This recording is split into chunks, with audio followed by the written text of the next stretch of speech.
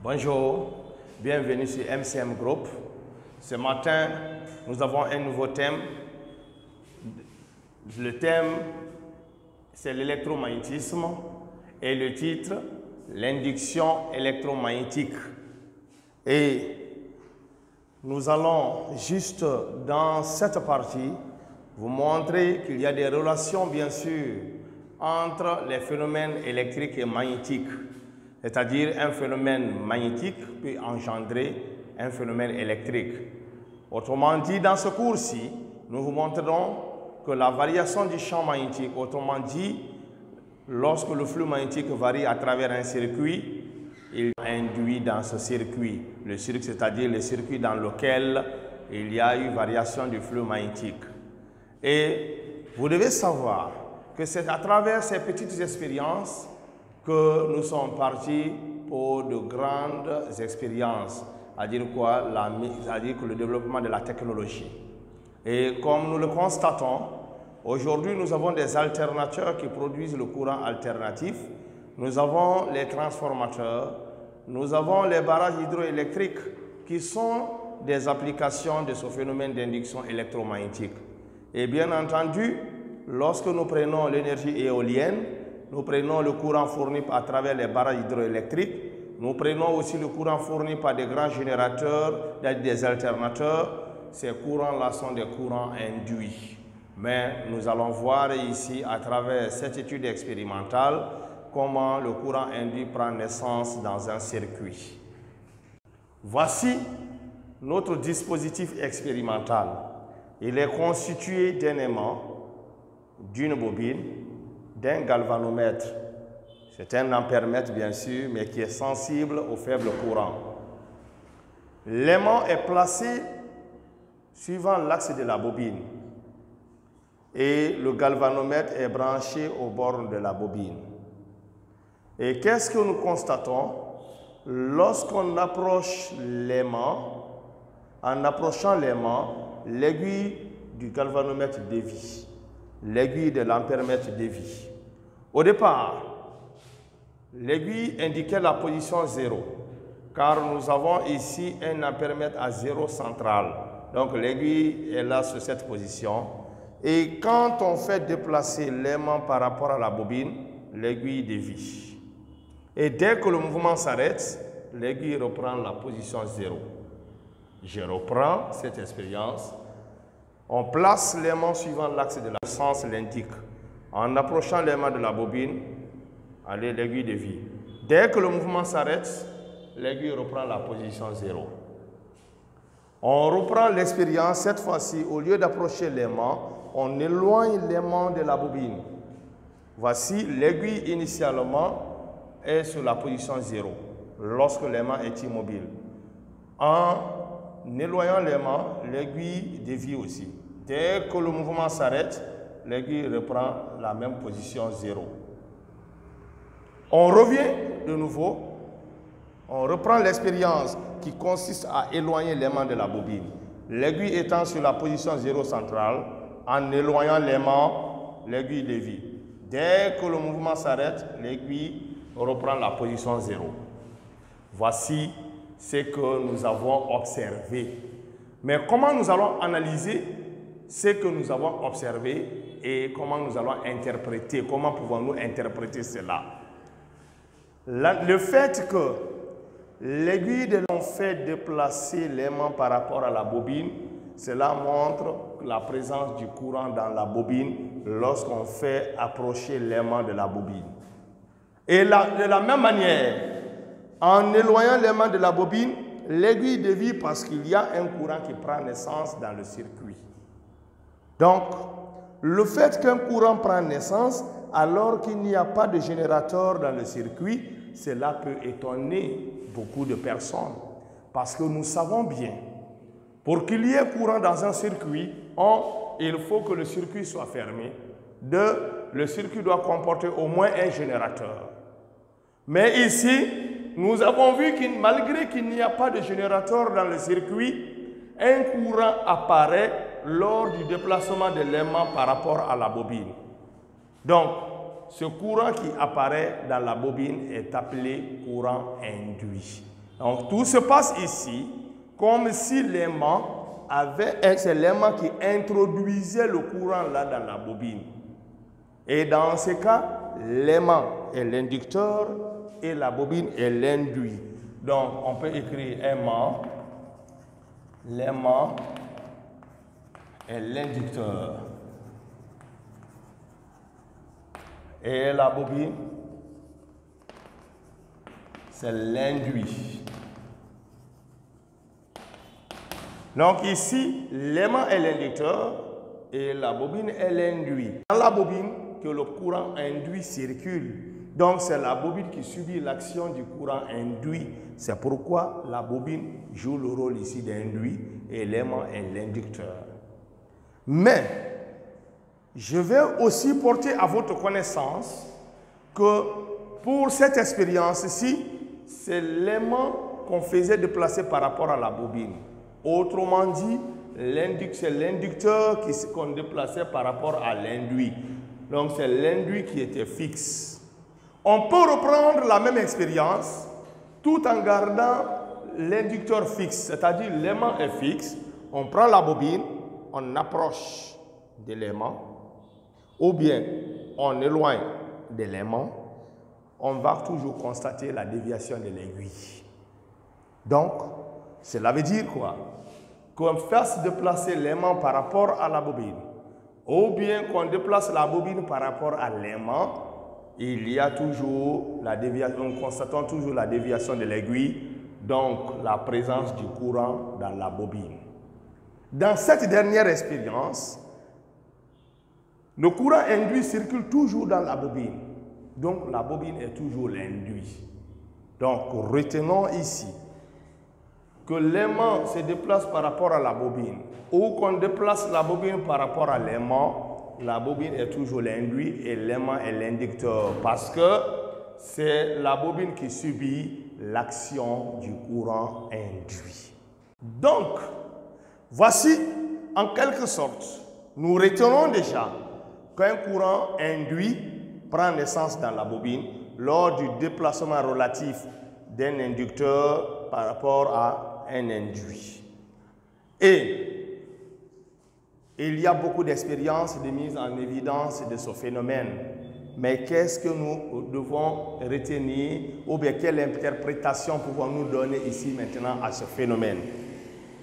Pourquoi il y a naissance d'un courant induit et quel est le facteur ici qui intervient ici et qui fait que le courant induit apparaît dans la bobine?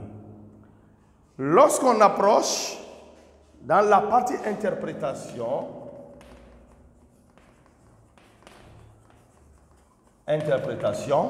lorsqu'on approche l'aimant de la bobine, l'aimant étant le siège d'un champ magnétique, donc le flux à travers la bobine, à travers cette surface augmente.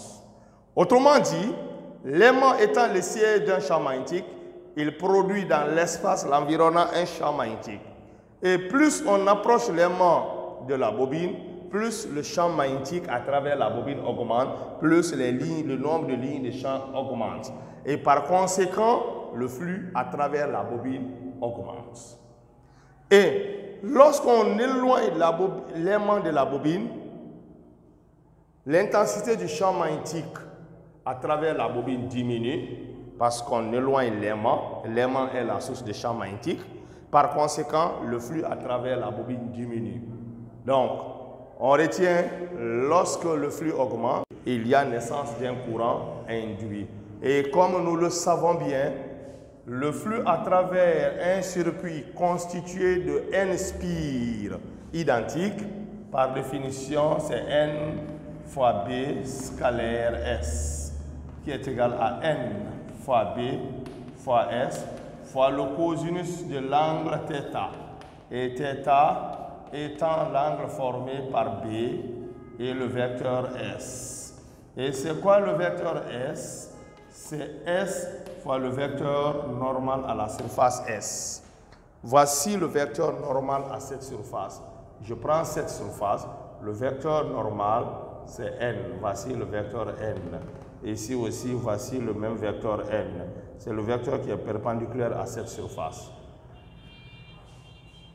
Et quand nous voyons l'expression du flux, quels sont les facteurs qui interviennent dans la variation du flux? Nous avons bien sûr N, le nombre de spires. Nous avons B, nous avons S, nous avons θ. Donc, toutes ces grandeurs-là interviennent dans l'expression du flux.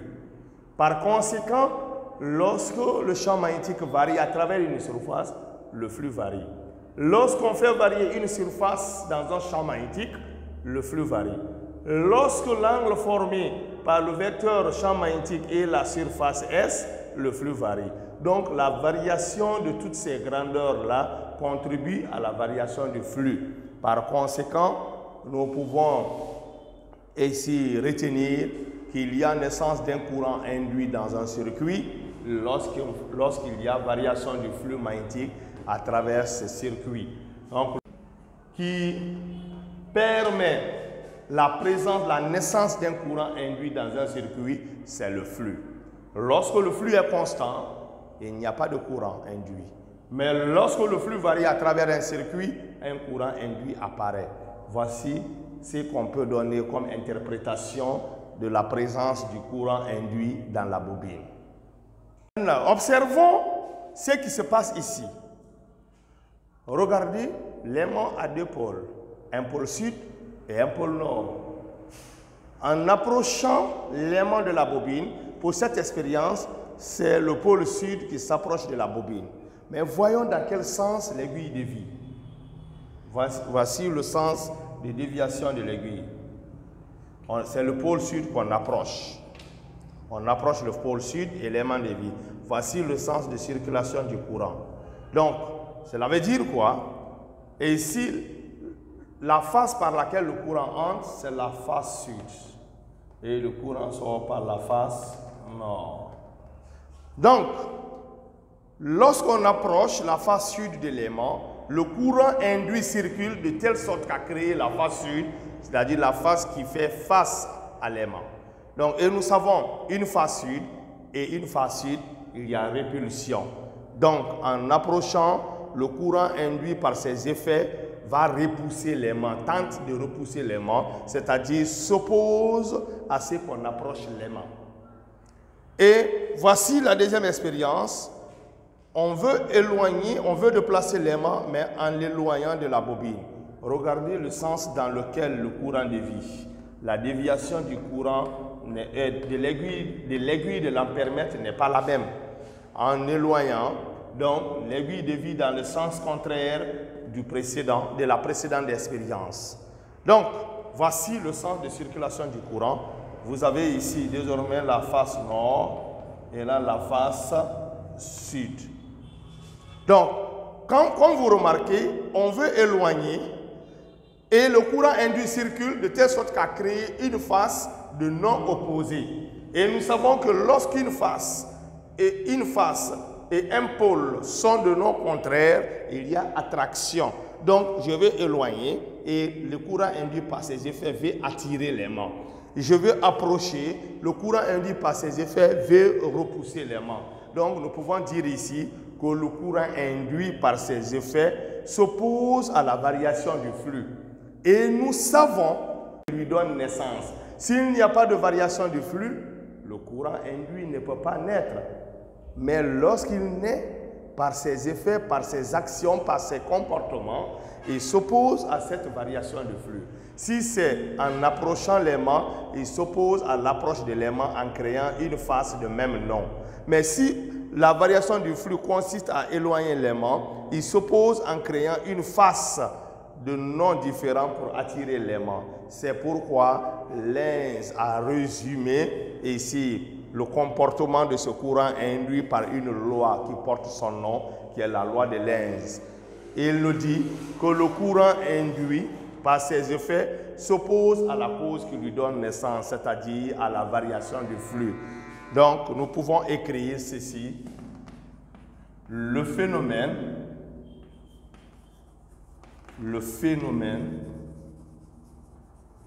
d'induction électromagnétique est tel que, par ses effets,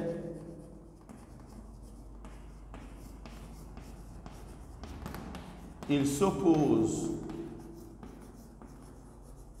à la cause qui lui donne naissance.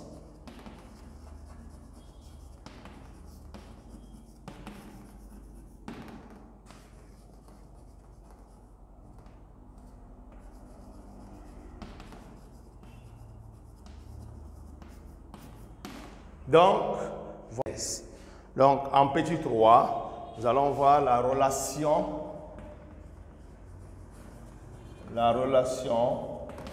de Faraday-Lenz.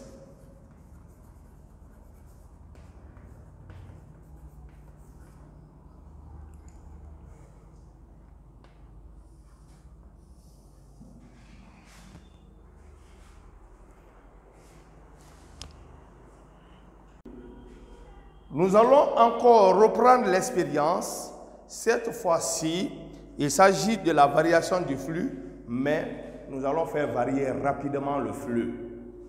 Qu'est-ce qu'on constate? Lorsqu'on approche l'aimant, l'aiguille dévie.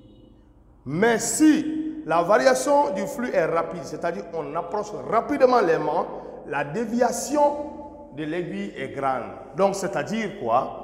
Lorsque la déviation est très grande, cela veut dire que le courant induit qui prend naissance ici a une intensité aussi très grande.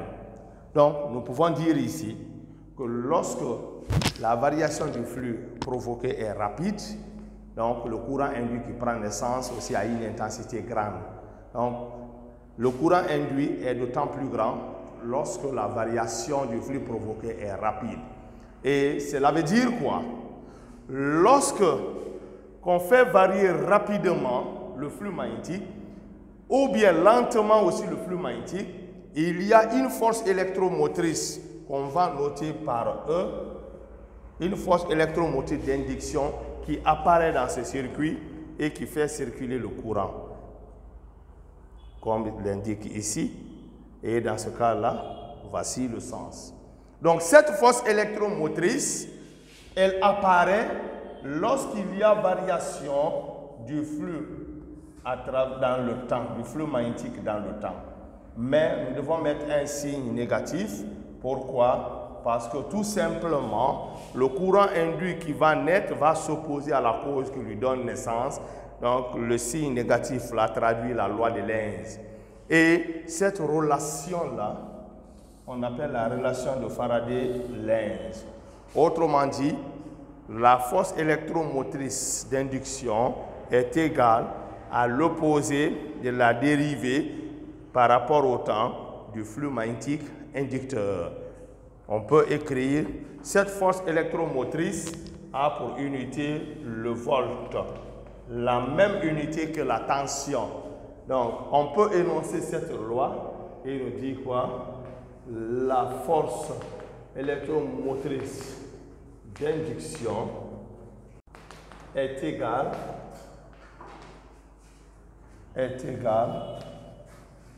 à l'opposé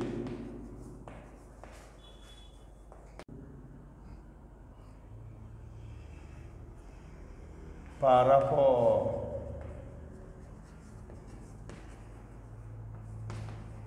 au temps du flux magnétique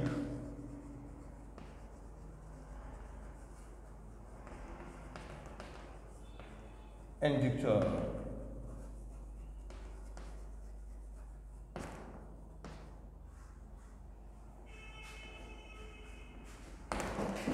Donc, il se traduit par cette relation. Donc, retenons quoi? Que lorsqu'on fait varier le flux magnétique à travers un circuit, une force électromotrice apparaît dans le circuit. Et cette force électromotrice, c'est elle qui est capable de faire circuler le courant dans le circuit, ce courant induit là. Et elle apparaît lorsqu'on fait varier le flux magnétique dans le temps. Et ce signe négatif traduit la loi de Lenz, parce que le courant induit qui va prendre naissance il va s'opposer à quoi? Il va s'opposer à la variation du flux magnétique. Et quelle est l'expression de ce courant induit? Du courant induit.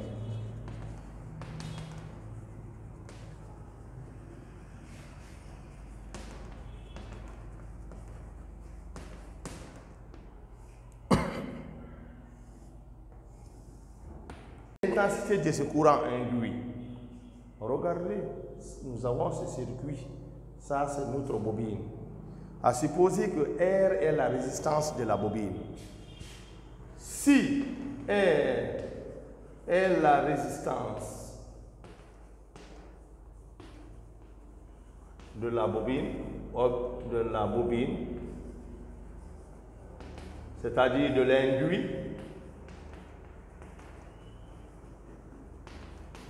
donc on va considérer R comme étant la résistance de l'induit. Donc l'intensité du courant induit par définition, c'est E sur R. Et E, c'est moins d de phi sur d de t, ce qui peut nous permettre d'écrire I égale moins 1 sur R fois la dérivée du flux magnétique inducteur par rapport au temps.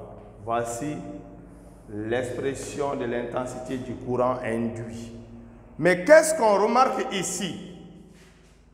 Je dis bien qu'est-ce que nous remarquons ici? Lorsqu'on provoque la variation du flux, il y a un courant induit qui apparaît. Mais nous devons retenir quoi? Quand on parle de variation, soit il y a augmentation de flux, soit il y a diminution du flux. Le flux magnétique peut augmenter, il y a variation du flux. Le flux magnétique à travers une surface peut diminuer, il y a également variation du flux. Mais si le flux augmente, comme remarque, la première remarque, si le flux augmente, cela veut dire quoi? D de phi sur D de t devient supérieur à 0. Donc, ça devient positif. Et dans ce cas, c'est-à-dire que devient le signe du courant induit parce que R est toujours positif. Donc, si le flux augmente, D de phi sur D de t est positif, donc I devient négatif. Alors, on dit quoi? Le courant circule dans le sens négatif. Circule dans le sens négatif.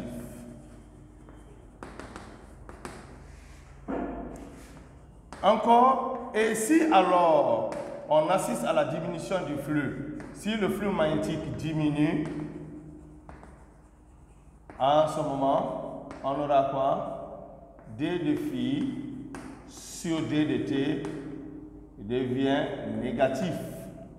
Et remarquons quoi? Que lorsque le flux diminue, D de phi sur D de t aussi devient négatif. En multipliant par ceci négatif, cela veut dire quoi? I devient positif. Par conséquent, I supérieur à 0, on dit que le courant circule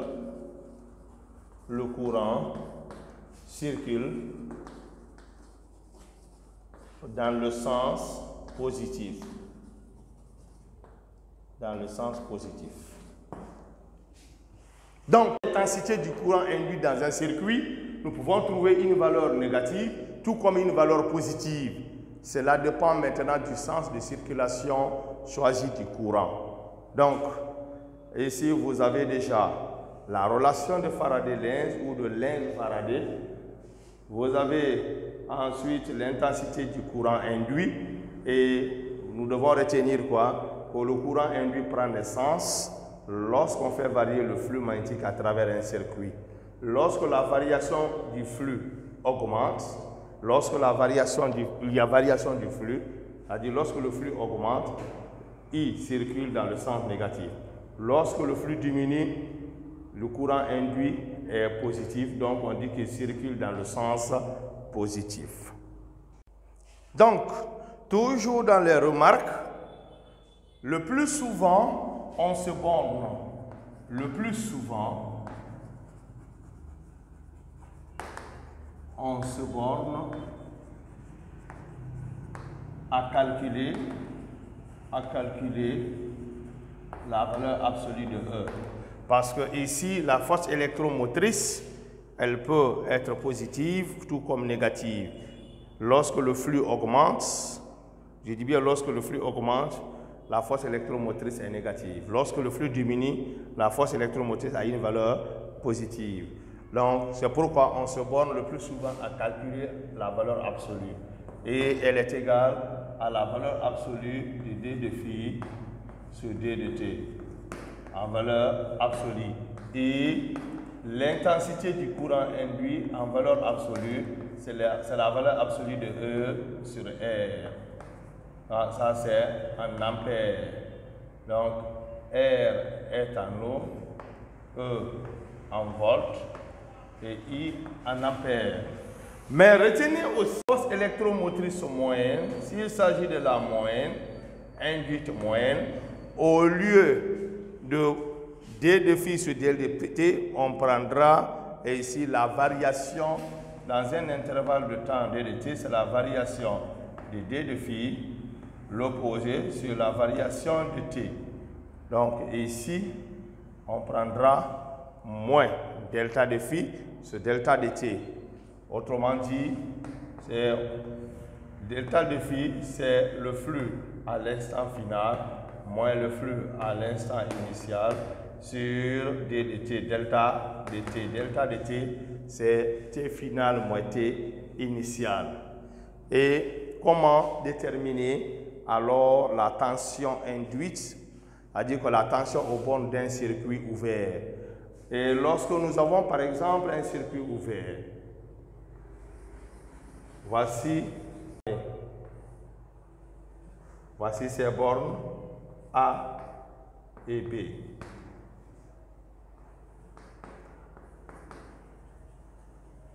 Tension induite en circuit ouvert.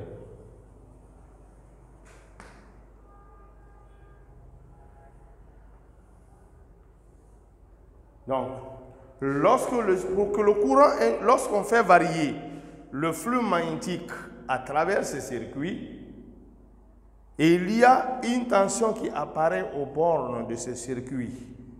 Mais le courant ne peut pas circuler parce que le circuit n'est pas fermé. Et ici, pourquoi un courant a circulé? Parce que le circuit était fermé ici par l'ampèremètre. Donc, mais à ce niveau, le circuit n'est pas fermé. Donc, le circuit est ouvert. Donc, nous vous informons, on retient ici que lorsqu'on provoque la variation du flux à travers ce circuit, il y a ce qu'on appelle une force électromotrice qui apparaît au bord de ce circuit. Il y a une force électromotrice qui apparaît, donc la tension au bord de ce circuit, UAB, est la valeur absolue de la force électromotrice induite. Donc, après avoir déterminé la force électromotrice induite, on prend la valeur absolue. Et cette valeur absolue, c'est la valeur absolue de D de phi sur D de T. Elle est égale à la valeur absolue de la variation du flux par rapport au temps, en valeur absolue. Donc, voici la tension induite en circuit ouvert. Et là, le courant ne circule pas parce que le circuit n'est pas fermé. Et maintenant, dans la dernière partie, nous allons déterminer ici la quantité d'électricité induite lorsqu'on fait varier le courant dans un circuit fermé. Et là, le courant, nous devons retenir que dans les conducteurs, le courant électrique, c'est la circulation ordonnée des porteurs de charge. Et qui sont les porteurs de charge dans un conducteur? Ce sont des électrons. Donc, dans les métaux, les conducteurs sont des électrons. Mais dans les solutions, les porteurs de charge sont des cations et des anions. Donc, le double déplacement des cations et des anions, c'est ce qui donne le courant électrique dans une solution. Mais nous ne sommes pas avec une solution, nous sommes avec un conducteur C'est-à-dire quoi? Nous sommes avec lorsqu'on fait varier le courant, c'est-à-dire on fait varier le flux magnétique à travers ce circuit, s'il est fermé, il y a un courant induit qui apparaît. Et lorsque le courant circule, c'est qu'il y a des électrons qui circulent. Et chaque électron transporte une quantité d'électricité. Et comment déterminer la quantité d'électricité induite dans un circuit lorsqu'on fait varier le flux magnétique? Donc, regardez, lorsqu'on fait varier le flux à travers ce circuit, un courant induit apparaît. Et le courant, c'est la circulation ordonnée des porteurs de charge qui sont des électrons. Et chaque électron transporte une quantité d'électricité. Donc, pendant la variation du flux à travers cette surface, quelle est la quantité d'électricité transportée? Et nous allons partir de l'expression de l'intensité du courant induit. D'après ce que nous avons établi en utilisant la loi de la relation de Faraday-Lenz, nous avons trouvé que I est égal à E sur R et est égal à moins 1 sur R fois D de phi sur D de T. Et d'autre part, il y a la relation qui dit l'intensité à la quantité d'électricité transportée. Autrement dit, c'est D de Q sur D de T. Alors, chaque électron transporte une charge. Donc, la variation de la charge transportée dans le temps, c'est ce qui est l'intensité du courant. Donc, vous avez les deux expressions. Donc, cela nous permet d'écrire D de Q sur D de T égale à moins 1 sur R fois D de phi sur D de T. À partir de D de T et D de T. Donc, ce qui nous amène à écrire ceci, D de Q est égal à moins 1 sur R fois D de phi. Et là, on fait varier le flux entre deux instants T1 et T2. Autrement dit, dans un intervalle de temps delta de T. Nous pouvons prendre la primitive membre à membre. La primitive. Et là, R étant une constante. Et aussi la primitive. Donc, nous avons fait varier le flux magnétique dans l'intervalle de T1 à T2. Et là, j'écris de T1 à T2. À partir de là, je peux écrire quelle est la primitive de D de Q? C'est Q, plus une constante. Mais ici, l'intégrale est bornée. Quelles sont les bornes? T1 et T2. Et ceci égale à moins 1 sur R. Quelle est la primitive de D de phi? C'est phi. Les bornes T1 et T2. Et à ce niveau, qu'est-ce qu'on fait? Nous avons la quantité d'électricité à l'instant T2 moins la quantité de la charge transportée à l'instant T1. La charge transportée à l'instant T2, nous allons la noter par Q2. Moins la charge transportée à l'instant T1, c'est Q1, qui est égal à moins 1 sur R, facteur H. Quel est le flux à l'instant T2? On le note par phi2, moins le flux à l'instant T1 qui est phi1, parce qu'on a provoqué la variation du flux magnétique. Et là, Q2 moins Q1, c'est ce qui est delta de Q. Et ceci est égal à moins.